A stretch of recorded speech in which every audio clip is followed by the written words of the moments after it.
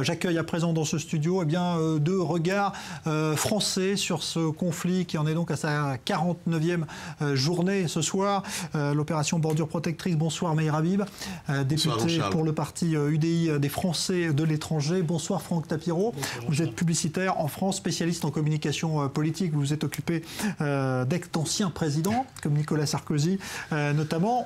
Il y aura un mot tout à l'heure de la situation en France qui est d'ailleurs assez compliquée ce soir. Mais donc votre regard d'abord ce soir sur ce qui se passe ici. On vient de voir, c'est évidemment ce témoignage bouleversant de parents qui ont perdu leur enfant victime de bombardements. Évidemment, c'est très difficile d'imaginer qu'un conflit puisse occasionner de tels drames. C'est évidemment un drame. On n'a pas arrêté de dire que le seul et unique responsable de toutes ces guerres, de toute cette tragédie, y compris du côté palestinien, parce que du côté palestinien aussi, des enfants et des femmes sont tués, c'est le Hamas. Qui mettent leurs enfants, leurs femmes en avant, en bouclier humain. Eux sont cachés sous terre, à 4 mètres sous terre, en dessous des hôpitaux, ou tranquillement dans des hôtels 5 étoiles au Qatar.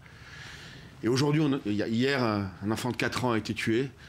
Est-ce que l'Europe, la France, va penser que c'est un petit peu plus proportionné?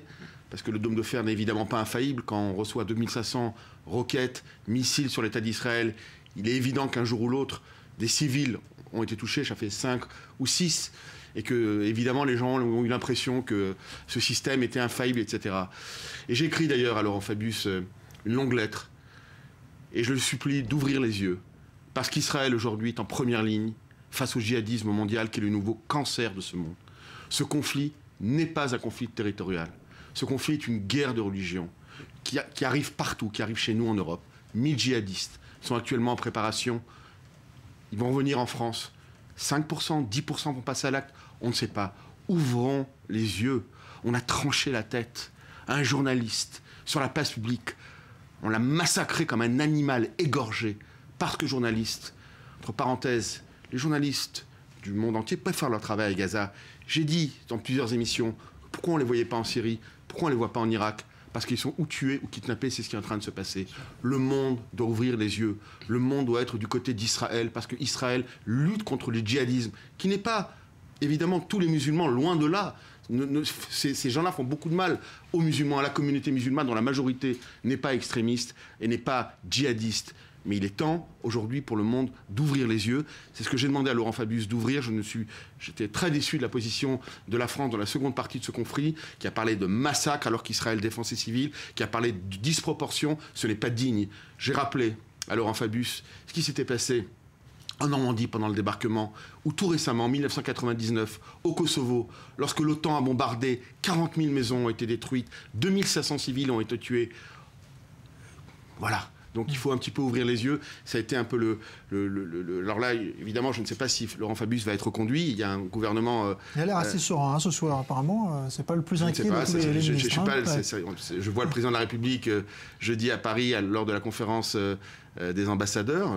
Il a l'air assez serein. En tout cas, je considère que si dans un premier temps, la France a été dans son rôle lorsque le président de la République et le Premier ministre ont déclaré de donner le droit à Israël, comme tout État démocratique, de défendre sa population civile. Dans un second temps, on a été extrêmement déçus. Il a fallu de quelques manifestations anti-israéliennes qui ne cachaient même plus leur antisémitisme à Paris. Je vous rappelle qu'on a crié mort aux Juifs, je vous rappelle qu'on a attaqué des synagogues, je vous rappelle qu'on a on a tenté d'attaquer, pour être précis, des synagogues, on a attaqué des magasins appartenant à des Juifs, et ces manifestations qui étaient, au début on peut parfaitement manifester pour le peuple palestinien, mais on peut évidemment pas manifester en criant mort aux Juifs à Paris, et suite à ces manifestations, la France a changé son message, la France a tourné Kadak, la politique du Quai d'Orsay, qui pense que, encore une fois, comme l'a dit Laurent Fabius, Israël est le père de tous les conflits, c'est une faute, c'est une erreur grave. C'est une erreur grave de la part du ministre des Affaires étrangères. Il doit le reconnaître aujourd'hui. Aujourd'hui, l'islamisme, on voit aujourd'hui où on est le Liban, où on est la Syrie, 200 000 morts, où on est l'Irak après les interventions de l'Occident, que ce soit au Liban, en Irak ou en Syrie. Est-ce qu'on voudrait que ces drames arrivent aujourd'hui en Israël? Israël aujourd'hui en première ligne contre le djihadisme mondial. Alors, Franck Tapiro, vous êtes occupé de communication. C'est vrai que la communication aujourd'hui, la guerre des images a eu lieu, on le voit à travers ce conflit. Et c'est vrai que partisans, on va dire, de la cause palestinienne ont été plus actifs peut-être que ceux qui voulaient défendre Israël. Comment vous analysez tout ça? On va dire aussi qu'Israël a une part de responsabilité depuis quelques années, et c'est qu'ils sont toujours considérés, le gouvernement israélien et l'armée, pas depuis 2-3 ans, et depuis 5-6 ans, il y a même un service qui s'occupe de communication, mais pendant des années, la guerre des images a été vraiment remportée par les Palestiniens, surtout par le Hamas, qui instrumentalisé complètement, qui mettait en scène, on le sait très bien. Et malheureusement, c'est vrai, quand on est sur le terrain, c'est compliqué parce qu'on a à gérer la sécurité de ses citoyens. Et l'image, on se dit, c'est pas grave, et ça c'est vraiment très israélien de dire, on s'occupe ici et maintenant des civils et c'est normal. L'image, malheureusement, ils n'ont pas eu le temps de le gérer. Et pendant des années, je reprends la phrase de Meyer, ouvrir les yeux, c'est vrai, mais on n'a pas ouvert les yeux sur les bonnes images. On a peut-être ouvert les yeux sur les images qui étaient répétées en boucle, avec une sémantique incroyable, une dialectique qui était toujours à charge contre les Israéliens. Un exemple, je lisais encore ce matin dans Le Monde, pour ne pas les citer, attaque de l'armée israélienne. Offensive, agression, et non pas contre-attaque, contre-offensive, ou tout simplement système de défense. On sait très bien que Tsahal, d'ailleurs, ça veut dire armée de défense, ce n'est pas une armée d'attaque. Il faut juste remettre ça encore dans une timeline, quand on dit dans une continuité. Ce n'est pas Israël qui a envoyé son armée tirer sur Gaza. Donc, encore une fois, ouvrir les yeux, oui, mais avec les bonnes images. Et on le sait, malheureusement, ce témoignage poignant que vous avez montré des parents du petit Daniel, je rentre demain à Paris, il y a très peu de chances que les médias français le reprennent.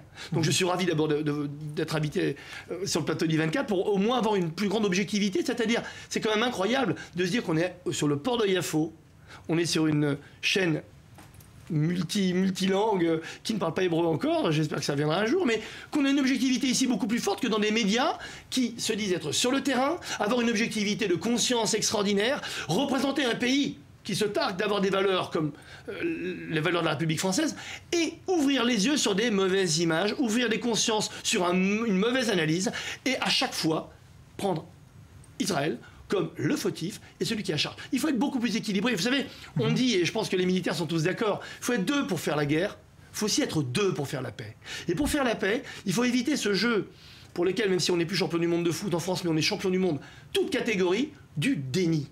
En France, on est les champions du monde du déni. C'est-à-dire qu'on aime bien se raconter une réalité qui est la nôtre, qui nous arrange bien, et on en parlera tout à l'heure, j'espère, avec la situation de l'économie, du gouvernement et de la France depuis des années. C'est la même chose pour la politique étrangère internationale. La peur régit beaucoup de décisions, et le déni est notre bonne conscience. C'est pas comme ça qu'on va d'abord donner des bonnes informations à des gens totalement ignorants. Je dis pas ignorants au sens d'un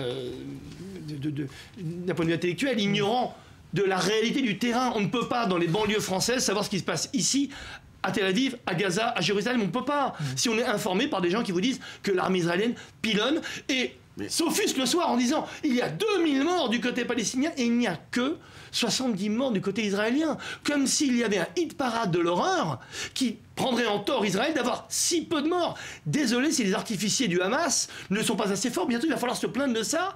Donc moi, pas ce qui me révolte, mais ce qui est totalement hallucinant, ça fait 3 semaines que je suis ici, je rentre demain, c'est de voir que, d'arriver en Israël, d'écouter des informations comme ça, de voir des témoignages poignants de part et d'autre. Et bravo encore, je vous le dis, je vous l'ai dit sur Internet et je le dis, pour l'équilibre, je trouve, d'I24, qui arrive à rester totalement équilibré des deux sens. Chacun peut s'exprimer. Et on est très très loin, malheureusement, de ce traitement de l'information, je dirais plutôt de la désinformation à la française, qu'il est grand temps de changer. Il y a beaucoup de choses à réformer en France, je pense qu'on va en parler, Meyer Habib aussi, mais la première des choses, c'est au moins que les médias soient un peu plus objectifs. Mais les c'est médias, comme ça qu'on ne semble pas avoir vu dans tout ce conflit, une fois, un terroriste à Gaza. On n'a vu que des femmes et des enfants, que des morts, que de la misère, que des drames. Une fois par hasard, je crois que c'est le journaliste d'I24, était en reportage, mais par hasard, il y a eu par derrière des gens de l'endroit où il était en train d'émettre, parce que comme vous savez, l'objectif, encore une fois, du Hamas, est que vous savez qu'Israël répond surtout à l'endroit où le missile a été tiré. Donc l'objectif, c'était que Israël réponde et que aurait pu tuer ce journaliste. En l'occurrence, Israël n'a pas répondu. On n'a jamais vu de terroristes, ce qu'ils appellent des combattants. On n'en a vu jamais. Il ne me semble pas avoir vu sur des centaines d'heures de reportages, une seule fois, des terroristes, un reportage sur des terroristes qui envoient des roquettes. Mais alors, est-ce qu'à votre avis, justement, le fait que l'État islamique aujourd'hui, finalement, fasse prendre conscience peut-être au monde occidental de ce que représente justement cette menace, est-ce que ça peut faire basculer un petit peu l'opinion ou la vision que la France a de ce conflit ici ou pas? Quand on n'a pas une vision objective, évidemment, d'un coup, on se réveille un beau matin, on se dit « Mais comment? Qu'est-ce que cela ?» Juste là, devant nous, il y a un État islamique qui s'est créé de toutes pièces comme ça, du jour au lendemain. Mais enfin... L'État islamique n'est qu'une conséquence d'une suite d'histoires absolument incroyables depuis plus d'une vingtaine d'années, où le djihad a été lancé dans le monde entier. On a tous fermé les oreilles, bouché les yeux, et surtout, il ne fallait pas prononcer le mot djihad. Le djihad, non, mais c'est pas possible, on ne peut pas, au XXIe siècle, avoir une nouvelle guerre de religion. Mais bien sûr que oui. Et l'État islamique l'a annoncé avec fierté, avec grandeur, avec des moyens incroyables. Ils gèrent des puits de pétrole, ils ont l'eau, ils ont des milliards, ils n'ont pas besoin de fonds. Aujourd'hui, ils avancent en Irak, en Syrie, ils ont des projets même sur la Turquie, on les a entendus. Bon, remarquez, ça nous arrangerait parce que la Turquie voudrait dire peut-être un réveil aussi de la conscience de la Russie qui verrait enfin qu'à force de défendre ce genre de pays, finalement ça joue contre soi et on se tire une balle dans le pied. Aujourd'hui, l'État islamique, je dirais malheureusement, réveille les consciences en Europe parce que le Hamas n'a pas suffi, parce qu'Al-Qaïda n'a pas suffi. C'est avec les deux tours. Mais c'est encore évidemment un coup du Mossad. On a encore vu une émission il n'y a pas longtemps en France qui expliquait comment les services secrets CIA et israéliens avaient détruit les deux tours. Tant qu'on est encore une fois dans ce fantasme, dans cette science-fiction permanente, on ne peut pas être objectif. On est dans le déni et on est totalement à côté de la plaque. Il faut que l'État islamique, alors qu'il lui au moins, alors c'est simple, même Al-Qaïda a dit « Ah non mais nous, on se désolidarise, ils sont fous. » Donc Al-Qaïda valide la folie de l'État islamique, fait que maintenant, l'Europe va enfin comprendre. Mais vous imaginez qu'on a 25 ans de retard sur la réalité du problème. Nous sommes coupables. Il y a 4 mois, à l'Assemblée nationale, j'interpellais le gouvernement, je le suppliais de ne pas avoir de politique à géométrie variable avec les terroristes. Il n'y a pas de bons ou de mauvais terroristes. Il n'y a pas de bons ou de mauvais djihadistes. Il y a les djihadistes Daesh, le Hezbollah, le Hamas, le djihad islamique, c'est pareil. Et qu'on arrête de trouver... Mais le drame en France, le drame en Occident, c'est qu'on cherche en permanence les prétextes. Vous savez, c'est quoi le prétexte? Exactement. Ils n'ont qu'un seul mot à la bouche. Les colonies. Les colonies. Les colonies. Israël est sorti de la bande de Gaza. Il n'y a plus 1 cm² de problème territorial avec la bande de Gaza. 10 000 personnes ont été évacuées. Des synagogues ont été cassées. Il n'y a pas 1 cm². Les gens vous disent, non, les colonies. Les gens vous parlent de blocus. Ils ont fait rentrer des milliers de tonnes pour construire des tunnels. Et vous savez très bien qu'un bateau a été arraisonné, bourré d'armes en provenance de l'Iran. Là, j'ai entendu le ministre des Affaires étrangères, il y a quelques jours, demander à l'Iran de l'aider, un État terroriste, un État qui tue, qui pend, un État qui essaie d'avoir une bombe nucléaire, un État islamiste, terroriste, pour demander de l'aider dans le combat. Vous savez, c'est la peste et le choléra. Le drame aujourd'hui entre les sunnites et les chiites, il faut voir ce qu'ils sont en train de se faire entre eux. Dans les matchs de football, les sunnites ont pris des crânes de chiites et ils jouaient au football. Ce sont des animaux. Les djihadistes aujourd'hui sont des animaux. Et l'Europe, le monde a besoin des images fortes pour se réveiller. Mais ça fait des années que ça existe. Comme Franck le rappelait, depuis le 11 septembre et bien après, 200 000 morts en Syrie. Des enfants, des femmes ont été gazés. Où étaient les journalistes? Où étaient les reportages? Non, silence complet. Personne n'a rien fait. Les gens sont traumatisés. Un seul conflit. Israël, obsédé par un minuscule État, 24 000 km², 2 départements français, au fin fond du monde, qui se bat pour nos valeurs en France, pour la démocratie. Oui, mais on en vient à un problème aussi fondamental, c'est le problème du nouvel antisémitisme, alors qu'on appelle maintenant antisionisme. C'est extraordinaire. Pour moi, depuis août 48, le sionisme n'existe plus, parce qu'on a mieux que le sionisme, on a Israël.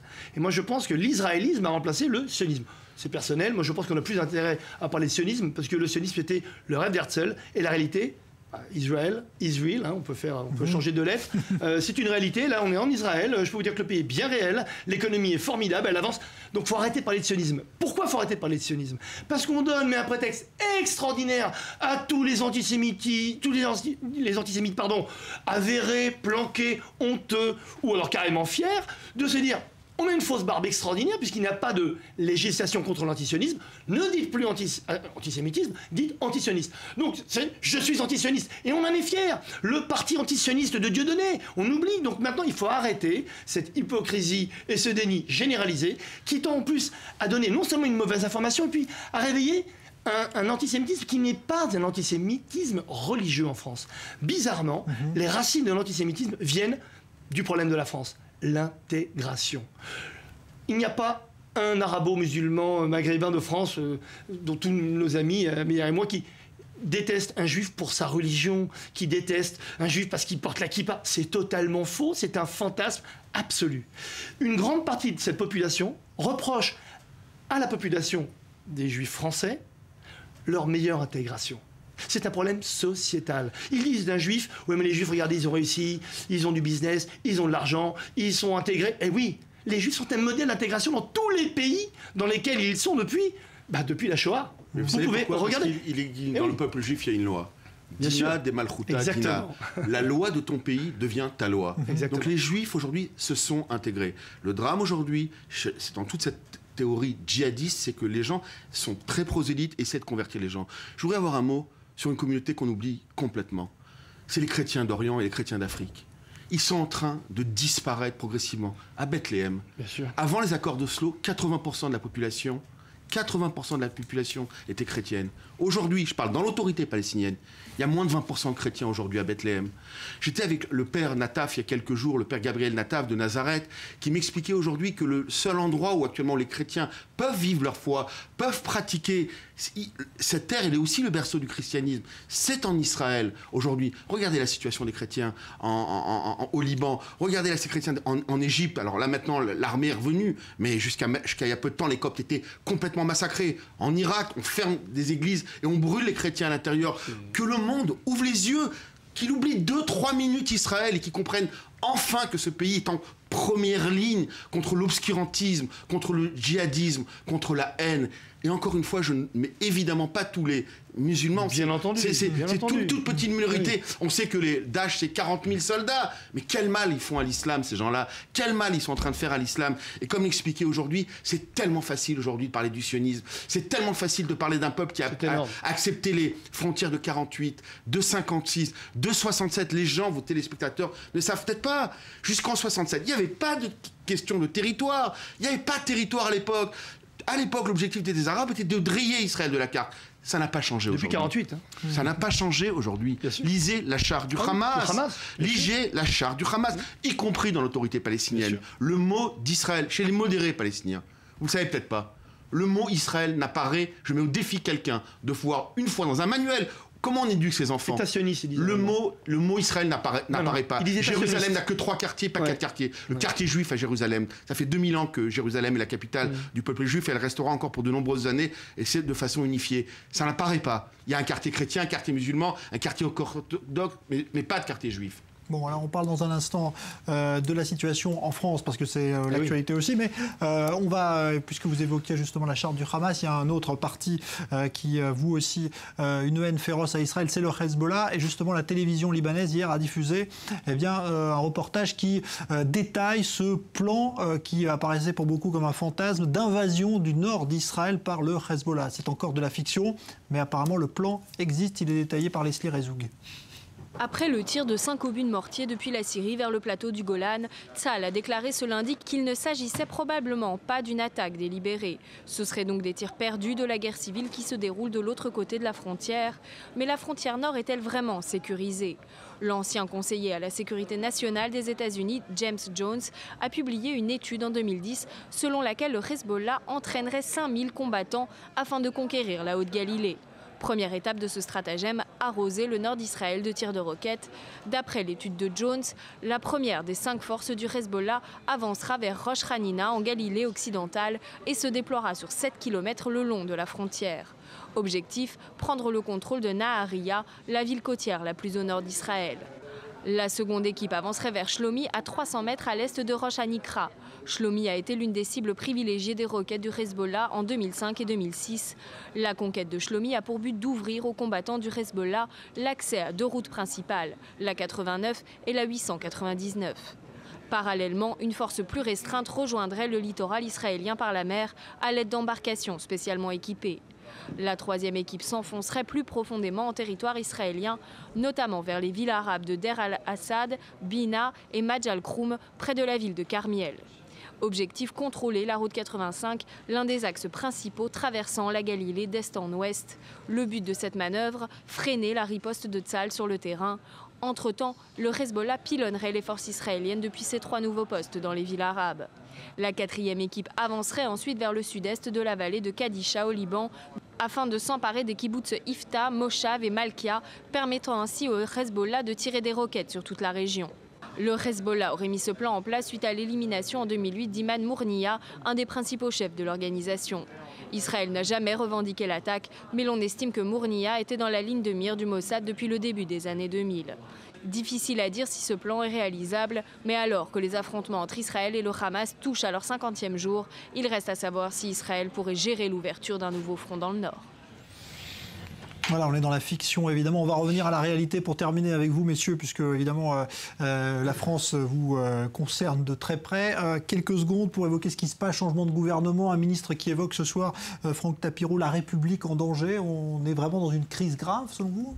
On prend quand même un poids lourd du gouvernement, qui est ministre de l'économie, c'est pas rien, qui tout d'un coup pour une phrase qui est pourtant, allez, on va dire un peu optimiste, qui pique un peu, mais pour montrer qu'il fallait juste se réveiller, se confronte encore une fois au mur du déni, qui est François Hollande. Donc François Hollande, dans cette nouvelle stratégie, je pense qui est la sienne toute mitterrandienne, on va aller tout droit, je le pense. Allez, on fait un petit pari ce soir. Je pense que dans quelques temps, on va annoncer une dissolution, des élections législatives anticipées.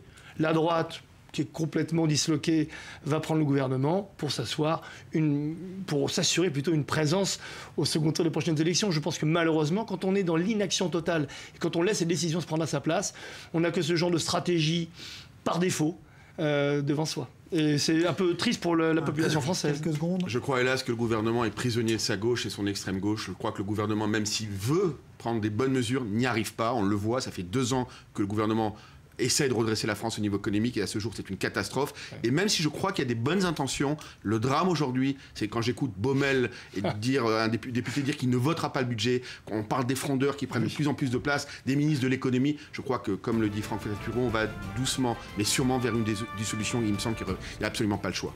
Merci à tous les deux. Merci Meir Habib, merci Franck Tapiro.